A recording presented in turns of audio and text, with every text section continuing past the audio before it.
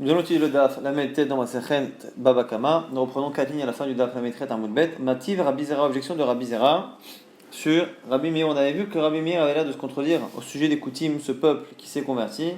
Et on se demandait quel était le statut de ces Koutim qui ne respectent pas la Torah. Est-ce qu'ils ont un statut de convertis, donc de juifs, mais qui ne se comportent pas bien? Ou est-ce que Bichla, la conversion, n'a pas d'effet parce qu'on estime que depuis le départ, ils se sont mal convertis. On avait vu que finalement c'était des bons convertis. La raison pour laquelle, au niveau des Nizikim, lorsque on encorne leurs taureaux, ou qu'ils encornent eux, on les considère comme des non-juifs, c'est à cause de leur comportement, leur non-respect des mitzvot. On a voulu que les Bnei Israël se séparent d'eux, et donc du coup on les a considérés dans ce sujet comme des goïms. Donc là-dessus on objecte. Mativ Rabbi Zera. Velona rochesh laim knas. Voici les jeunes filles qui ont un knas si elles ont subi une relation non consentie. Abal mamzeret, celui qui fait ce genre de choses avec une mamzeret. Val netina ou une netina, donc c'est aussi une des filles qui est interdite parce qu'elle vient d'un peuple qui lui aussi a une conversion spéciale. Vers la koutit, et sur la koutit. Donc ces trois types de femmes-là ont un knas si elles ont subi ce genre de relation. Veisakadatar knas. Rabbi Meir Mamonam. Et si on dit que selon Rabbi Meir, on a été connaître, on a fait un knas de faire en sorte que leur argent ne leur appartienne pas, on aurait dû faire la même chose ici.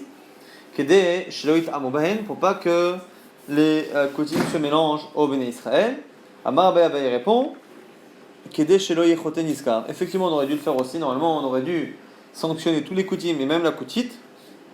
Et ici, c'est pas une preuve que cette logique est fausse, c'est parce que ici, si on punit le kouti et la koutite et on ne lui donne pas le knas, ça fait surtout bénéficier la personne qui a justement fauté en forçant cette fille à avoir cette relation. Et donc du coup, on ne veut pas que sur le choté, sur une histoire, que le fauteur soit récompensé. Donc c'est la raison pour laquelle, ici, on ne punit pas. Donc la logique reste vraie, c'est-à-dire que les coutumes sont des guérims qui ont un statut de juifs, et comme on ne veut pas qu'ils se mélangent avec leur ami Israël, on les a punis pour tout ce qui est financier, exception faite, dans le cas là-bas de celui qui est Méhanès, on n'a pas voulu que le coupable soit lui-même gagnant.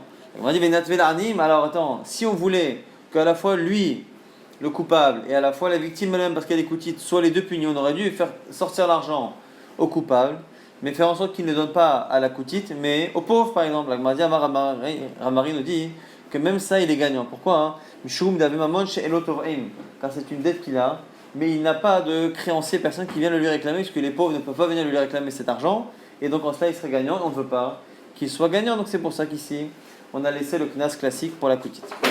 Nouvelle Mishnah, Shor shel Pikar, Shagar Shor shel Cheresh. Un taureau de quelqu'un qui est saint d'esprit, qui a encorné le taureau de quelqu'un qui est sourd-muet et donc qui ne peut pas, normalement, qui n'est pas chayav des misotes, qui n'est pas responsable, au choté, au katan, ou un fou ou un mineur, hayav. Donc si c'est le taureau de quelqu'un de saint qui encorne le taureau de quelqu'un qui n'est pas responsable, on est chayav. Mais l'inverse, et chez le cheresh, choté, katan, chez le shor shel Pikar, pas tour. Si par contre c'est le taureau d'un irresponsable qui a encorné le taureau d'un responsable, il est pas tour.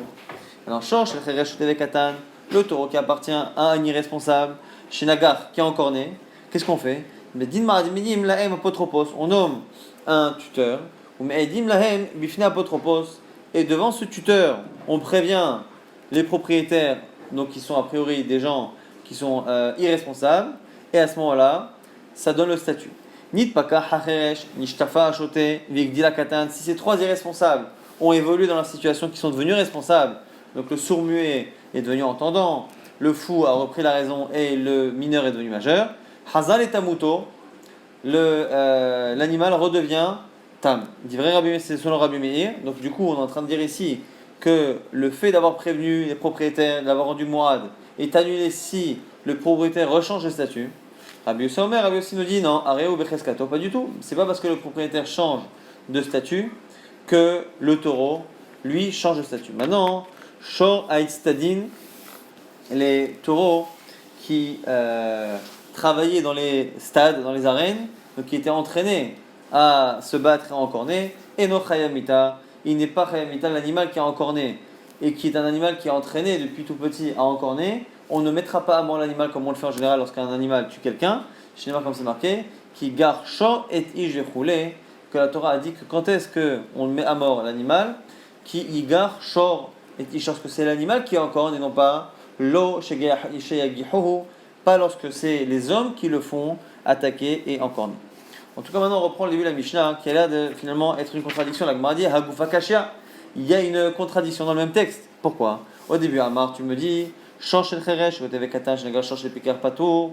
Tu me dis qu'il y a un taureau d'un inconscient, d'un irresponsable, qui est encore le taureau d'un responsable, il ne paiera pas. Al-Machen Madim Apotropos, l'État, ce qui me donne l'impression que finalement, lorsque l'animal est dans ses premières attaques, on ne prévient pas les propriétaires avec un apotropos, donc avec un tuteur. Et Maseva, mais par la suite, tu me dis quoi? Lorsque le taureau, justement, d'un inconscient a attaqué, on met à ce moment-là Bedim Laem apotropos, on prend un tuteur. Bedim Laem apotropos, et on les prévient devant lui. Al-Mamar Bedim Laem apotropos, Tam. De là, tu vois que dès qu'il a encore né une fois, alors qu'il n'est encore que Tam, on prévient les propriétaires. Donc on a a priori une contradiction. Est-ce que pour le statut de Tam, donc l'obligation de rembourser un demi, la moitié du Nézek, est-ce que pour ce statut de Tam, on prévient, on nomme un apotropos, un tuteur, lorsque les propriétaires sont des gens qui sont irresponsables? On a l'impression une fois que oui, une fois que non. La Gemara nous dit, les Gones du Goufa, Marava nous répond, Achikatane, comme ça il faut expliquer. Mais Imur Zeku, Nangahin, quand est-ce que l'on nomme un tuteur? Lorsque l'animal a encore né plusieurs fois et qu'il devient Mo'ad. Ma'avedim lahem apotropos ou ma'avedim lahen, mais apotropos ou ma'shvinal nehu Mo'ad. Quand est-ce que, dans la suite de la Mishnah, on nous parle d'un tuteur? Lorsque l'animal a encore 3 fois et qu'on est en train de prévenir les propriétaires irresponsables que l'animal devient Mo'ad et qu'ils paieront la totalité des Chiadar Venegar que s'il va payer plus tard, les Shalem, Me'alia Ipera avec le meilleur des Nechassim et il ne paiera pas avec la valeur de l'animal. Rappelez-vous qu'une des différences qu'il y a entre Tam et Mo'ad, c'est que Tam, on paye le dommage avec la valeur du taureau qui attaque, et si le taureau qui attaque a une valeur qui est inférieure au dommage que l'on doit payer, à ce moment-là on n'est pas obligé de tout payer, on ne paiera que ce qu'il y a dans le taureau qui est encore, alors que lorsque on est dans un taureau qui est Mo'ad, qui est dangereux, à ce moment-là on paiera un Me'alia parmi les biens de la personne, même si dans le taureau qui attaque, il n'y a pas la valeur du dédommagement. Donc c'est pour ça que finalement on n'a pas de contradiction. Effectivement, pour tous les cas de Tam, lorsque la personne ne paiera qu'avec la valeur même de l'animal qui est encore, on ne nomme pas de tuteur. Par contre, à partir du moment où le taureau devient Mourad, devient catégorisé comme étant dangereux, à ce moment-là, il faut nommer un tuteur pour les prévenir devant lui, et à ce moment-là, on paiera Menalia. Maintenant, au passage, la Gemara dit Me'aliatman, avec les biens de qui on paye? Rabbi Yochanan Amar Me'aliat Yetomim. Rabbi Yochanan, on paiera avec le bien des orphelins, en tout cas ici de ceux qui ne peuvent pas justement être responsables. Donc le Katan ici en l'occurrence. Rabbi Yosef Bar Chanina Amar Me'aliat Apotropos. Sur Rabbi Yosef Bar Chanina, il dit non, c'est le tuteur lui-même qui va payer. Maintenant c'est étonne sur Rabbi Yochanan. Donc, Rabbi Yochanan, est-ce que Rabbi Yochanan a pu dire ça? Que c'est les enfants qui vont payer. Pourtant, la Gemara, Rabbi Assi dit oui. Niskakin Nirse Yetomim. Mechila, parce que c'est problématique parce que vers Amar Rabbi Yossi Ravuda, Amar Ravasi dit au nom de Ravasi, En Niskakin Nirse Yetomim. On ne fait pas payer les orphelins, donc les mineurs orphelins, et la Imken Rebit Ochelet Bahen. Que si les dettes qu'ils ont font en sorte finalement que ils perdent de l'argent, que si on ne les fait pas payer leurs dettes tout de suite, il y a un intérêt qui fait qu'ils vont perdre de plus en plus d'argent.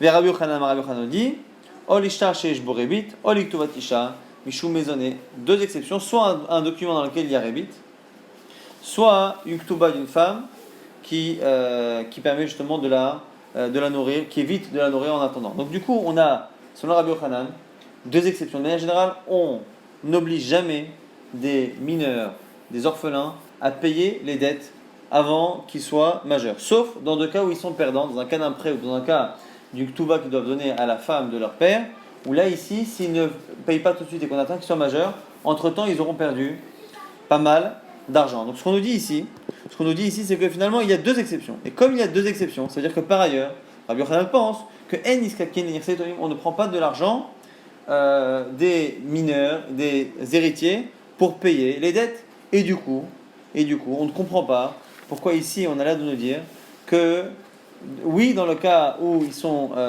coupables d'une négligence par rapport à un dommage, dans ces cas-là, on nommera un apotropos, on nommera un tuteur et on les fera payer. La Gemara propose de dire pour inverse et dire Rabbi Yochanan ama ma'aliat apotropos, Rabbi Yossi bar Chanina ama ma'aliat titomim. Donc pour expliquer la contradiction, dit que ce qu'on a dit avant c'était une inversion. C'est Rabbi Yochanan qui dit qu'on paiera avec l'argent du tuteur. Et donc du coup ça correspond à ce que dit Rabbi Yochanan par ailleurs qu'à part deux exceptions, on ne fait jamais payer les enfants. Amarava, Rava dit c'est un problème. Shom de Kashan Rabbi Yochanan a des Rabbi Yochanan à cause d'une contradiction entre deux paroles de Rabbi Yochanan. Mashvitle les Rabbi Yossi bar Chanina Torah en inversant finalement les avis. Tu as changé, tu as mis Rabbi Yochanan à la place de Rabbi Yossi et inversement. Et donc Rabbi Yossi bar Chanina, tu as fini par dire que lui pense que ce sont les Yetomim, les enfants qui payent, ce qui est faux. Et donc tu en as rendu la parole de Rabbi Yossi bar Chanina comme étant une erreur. Mais pourtant c'est pas possible. Rabbi Yossi bar Chanina, Dayana où il est Dayan. Et il approfondit les logiques, la profondeur et la zvara d'une halacha, et donc du coup il ne se trompe pas. Et alors là, l'otipour, donc n'inverse pas. Mazik shani.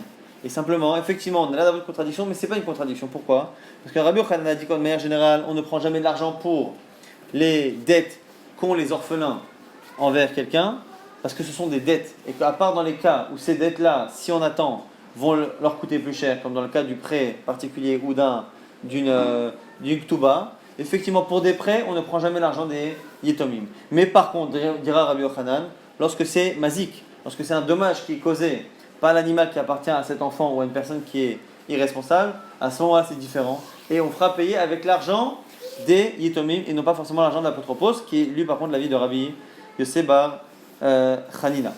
Maintenant Rabbi Yochanan, pourquoi Rabbi Yochanan pense que on fait payer avec l'argent des yetomim? Pourquoi des yamat ma'aliat apotropos? Car si tu dis qu'on fait payer avec l'apotropos, avec l'argent du tuteur, et maintenant les gens ne voudront pas être tuteurs pour des orphelins de peur que si la bête de l'orphelin ou de l'irresponsable en corne, ce soit lui qui doit payer. Rabbi Yossi bar Chanina a dit non, mais aliat apotropos, pourquoi on se permet de faire payer à l'apotropos au tuteur? Parce que dans tous les cas, parce que lorsqu'ils vont grandir, il finira par se faire rembourser auprès des orphelins, donc il n'y a pas de perte réelle pour le tuteur, et donc il estime que les gens ne vont pas refuser ce type de poste. Maintenant, on a vu que lorsque on avait un tam, un animal qui était tam, on a vu précédemment, qu'on ne faisait pas venir un tuteur pour prévenir les irresponsables, enfants ou fous, les gens irresponsables, que le taureau qui est tam doit leur faire payer migoufo à partir de la valeur de l'animal. Sauf lorsqu'il devient mo'ad, on appelle apotropos. Et ça, on va nous dire ici que c'est une marloquette tanaïm. Ma'amedim la'em apotropos les tam, ligbot migoufo tanaï. Le fait d'amener un apotropos, un tuteur, pour justement prévenir que si l'animal en corne, on devra vendre l'animal dangereux pour payer les dommages, c'est tanaï, c'est marloquette tanaïm. Détania, c'est marita. Shor shenitrarshu be'ala v'shenitatu be'ala v'shalchu be'ala minatayam. Un taureau dont les propriétaires sont devenus sourds-muets, sont devenus fous ou ont quitté le pays pour aller loin.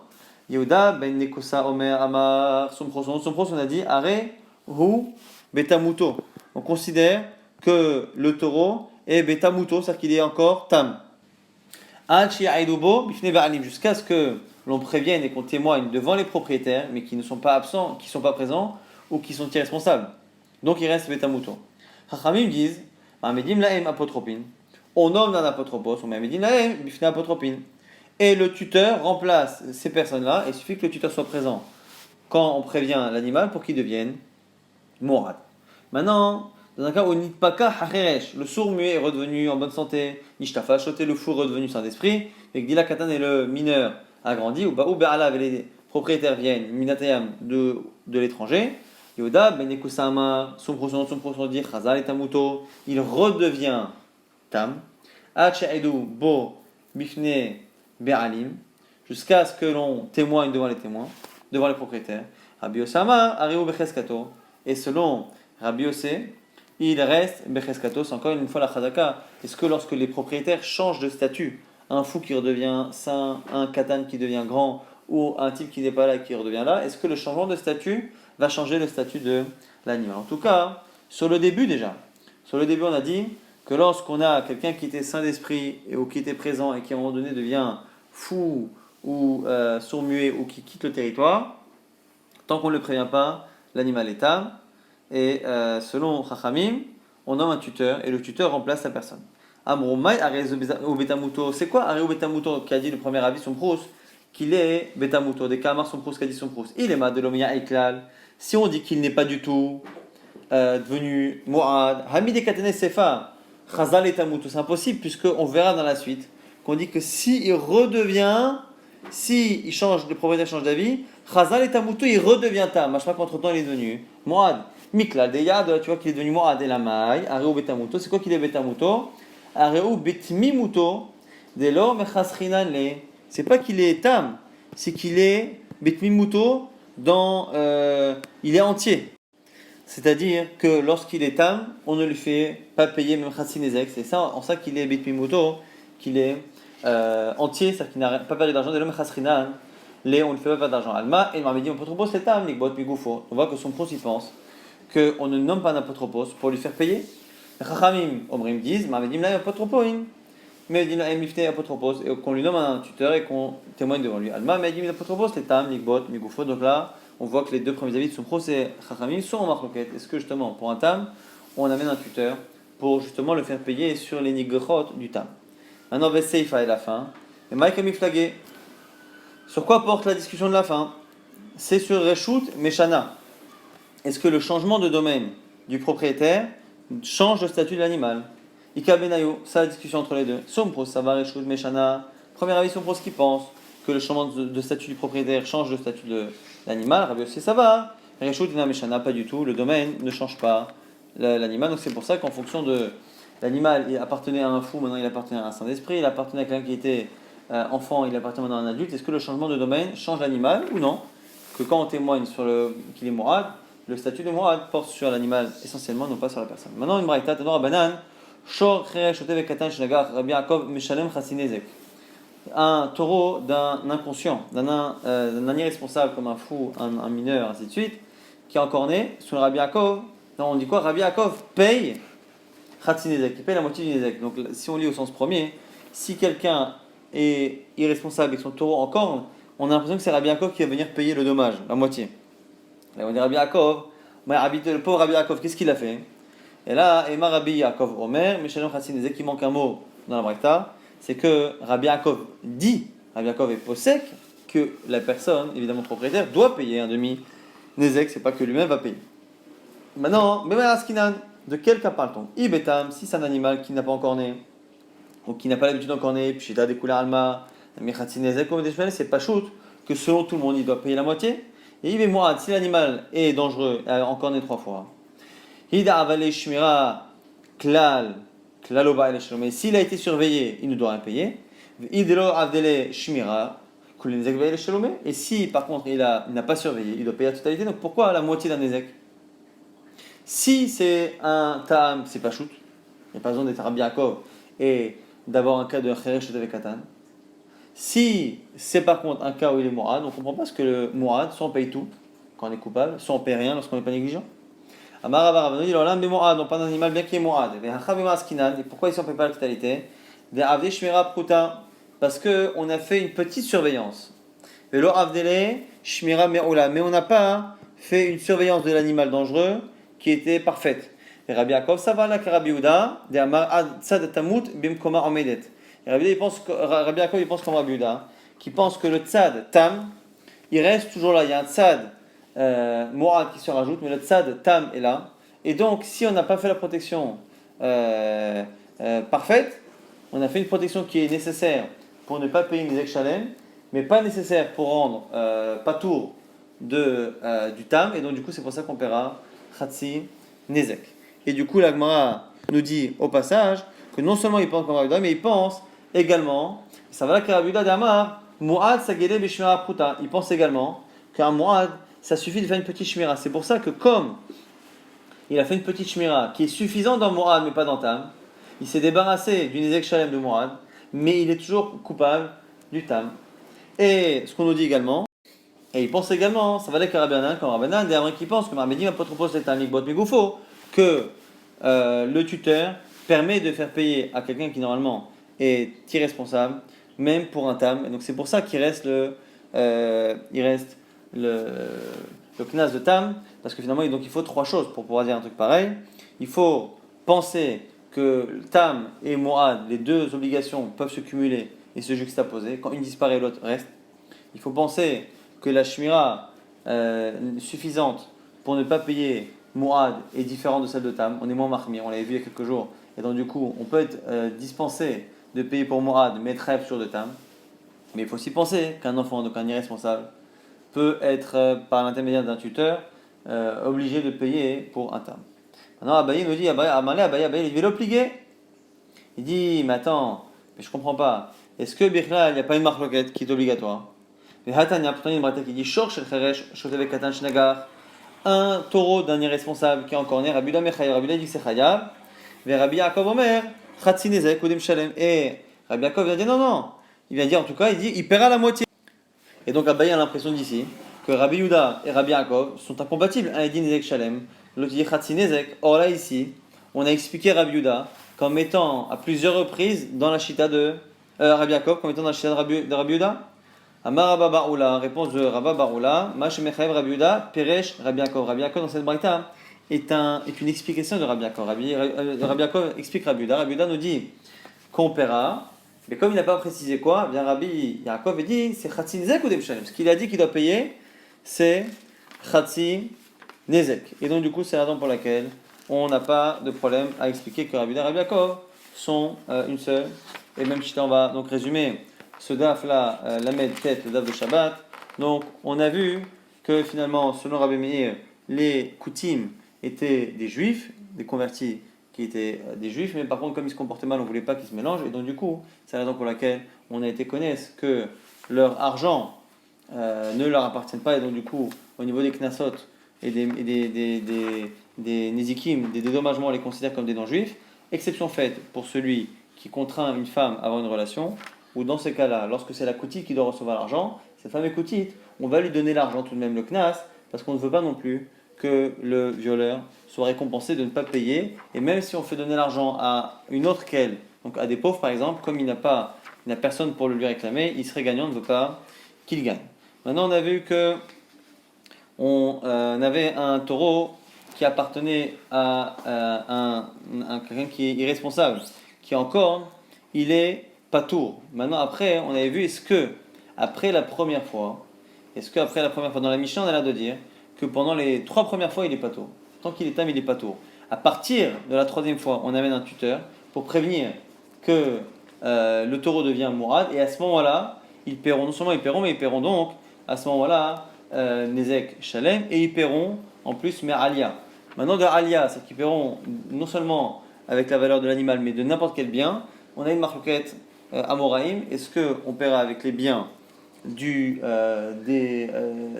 ceux qui sont irresponsables, donc par exemple du mineur par exemple, ou est-ce qu'on prend l'argent de l'apotropos du tuteur qui finira par se rembourser plus tard avec l'argent des orphelins? C'est une marloquette ici Amoraïm. Et même ce qu'on a dit précédemment, qu'on a amené un tuteur pour rendre responsable ces gens irresponsables, qu'à partir du moment où ils sont morades, ça c'est ce que la Mishnah dit dans une braïta.